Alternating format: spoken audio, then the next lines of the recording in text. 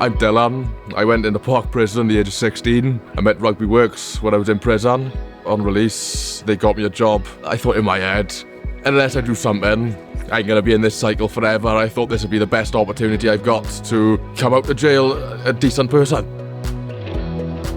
Cwrddais Dylan yn Park Prison fel un o'r pobl ifanc a roedden ni'n gweithio gyda Dylalio Rugby Works, a mae nawr helpu ni i helpu mwy pobl ifanc yn y cymuned. Mae Dylan yn cael effaith ardderchog ar y plant, mae'n relatable, mae'n siarad i nhw ar termiau nhw, mae'n gwybod beth maen nhw'n mynd trwyddo, a mae'r plant yn ymateb yn ardderchog i fe.